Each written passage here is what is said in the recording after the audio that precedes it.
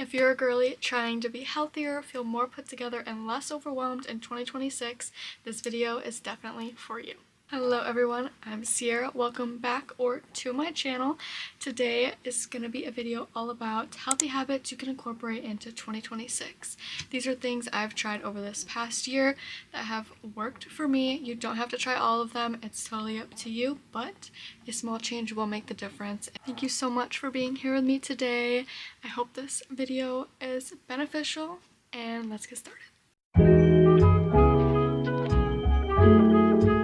I do have my little script here of everything I'm going to go through, so that's why I'll be on my phone. Habit number 1 is eating mindfully, especially before school. Sometimes it's hard to want to get up and make breakfast or eat anything before school, but it definitely makes a big impact on whether you do or don't. So for me, that looks like taking the time to pick something that won't make me nauseous, because some foods are just, they don't work in the morning. But while I'm eating, I'm present and I'm not scrolling on my phone. I usually try to put my phone down while I'm eating most of the time, because then I can really enjoy my food and I honestly feel like I'm more full, and I know when to stop eating, because when I'm on my phone I just keep eating and then you feel uncomfortable because you're overeating and you don't want to do that. Skipping breakfast and just waiting till lunch is not good for you. So if you don't feel like eating an entire breakfast, a small snack will do, and it'll help you feel more fueled for your day, and honestly, your mood is better because you're not hungry, because when you're hungry, everything is more difficult. This is not about eating perfectly or eating all the correct things. It's just about giving your body fuel to start your day the right way, because none of us want to feel drained by the time we get to school. One thing that really helped my energy and health is setting an alarm to go to bed. Obviously you want to set an alarm so you make sure you get up on time, but set an alarm to remind you to unwind, because you're setting a limit. When it's kind of up in the air, you can stay up till midnight and then don't realize how tired you're going to feel in the morning. It's kind of a negative loop and cycle that you don't want to be in. So by setting an alarm to go to bed, like mine is at 9, because I try to be in bed around 10, and that way you can start your night routine and not feel rushed or stressed out that you're already falling behind and you won't get enough sleep. This helps your brain switch from the chaos and rush of the day to calm energy that will help your body naturally fall asleep quicker. Habit number 3 is planning ahead, but not to an extent that it will get overwhelming. What I use to organize my nights and weeks is Notion, and I use the calendar for like a monthly overview, and each week for my main things and events going on. And I use kind of my own template I made for each day, and in each day I put everything I'm doing, all of my habits, everything I need to do, what time I'm starting my car, what breakfast I'm having, like what if I have a test, planning that, work. So each day is separated individually, and that way it's not kind of like, wow, I have a million things to do, I don't know when I'm doing them or how it's going to work out. But by planning each day, I do this on Sundays, so that's part of my Sunday reset, is a weekly and daily plan. Obviously that changes, and each night before the next day, it's good to look at that and make sure it's still the same, everything's happening the same way. This makes it easy to make sure you get everything done. It's a checklist too. Making it a checklist is so much more fun because it's an accomplishment once each thing is completed. And I think that change has made every day easier for me.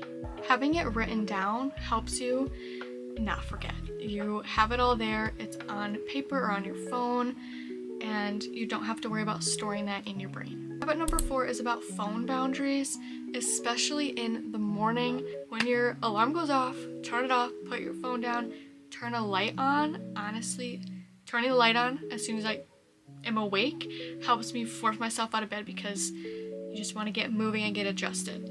And making your bed as well. So those are my 3 steps. So turn the alarm off, turn the light on, and make your bed. That way you're up on time, you don't have to feel the guilt of not getting out of your bed, and your bed is made so you don't want to get back into it, and it just makes you feel accomplished right away when you start your morning. Another habit with screen time and your phone is to set limits. And if you have another electronic like a laptop or a tablet, keep your social medias on those devices and delete them from your phone. I deleted Instagram and TikTok from my phone. I have Snapchat just because it's how I communicate with some of my friends, and YouTube because I need YouTube. But those main scrolling apps, get rid of them off of your phone. It literally has made the biggest change in my life in the best way possible, because yes, I still like feel the temptation to go and scroll, but scrolling on like Pinterest or going on Substack, those are better social media apps, because Pinterest is not negative, it's all positive inspiration for you. Substack can also be for you, and it's a much better use of your time because you're not doom scrolling. And without social media, over time, I've felt less of a desire and want to sit and scroll on my phone.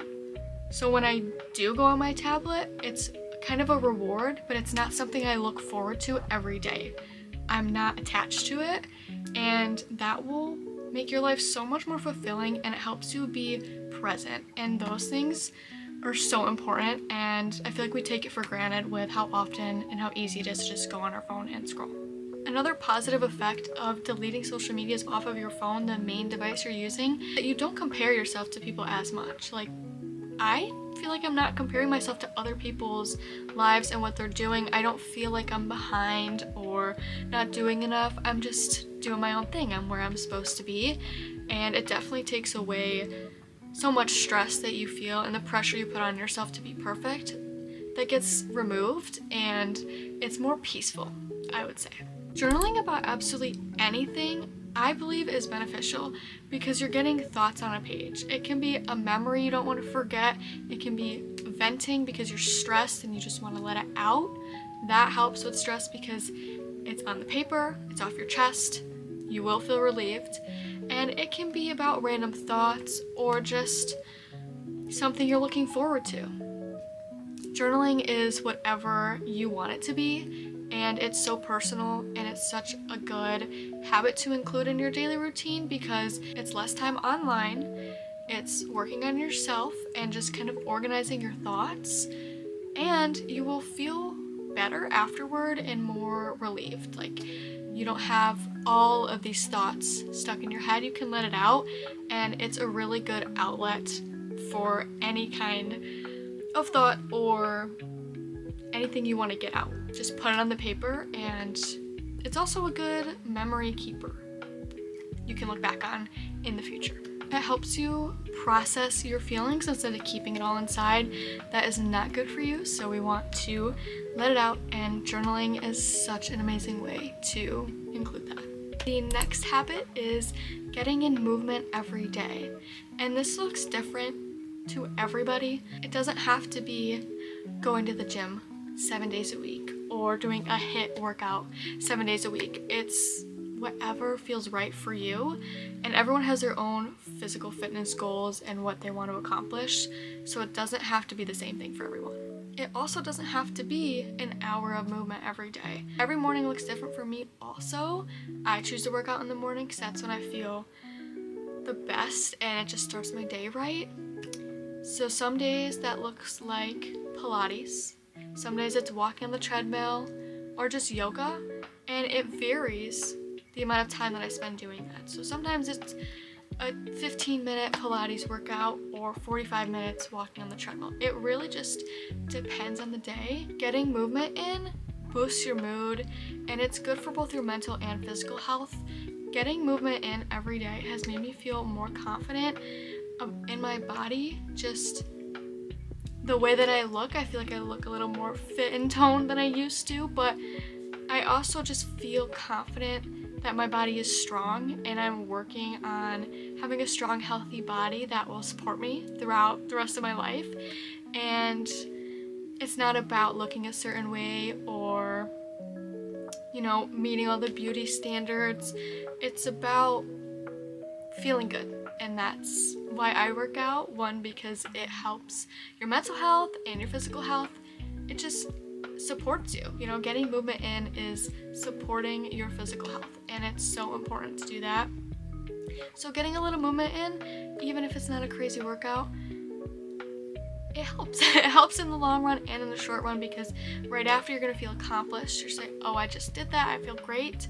And in the long run, you will see some physical improvement. Maybe you're more toned, or I don't know what everyone's goals are, but definitely makes a difference. This is the final habit of today's video, and it's probably the most important one.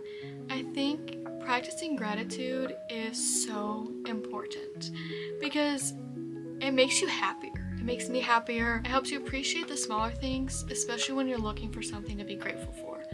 Every morning I wake up and I'm thankful that I woke up and that I get to make my bed and I get to get up early and do all of my habits and my routines, and it just makes your day a little brighter, and you feel it. It's fulfilling.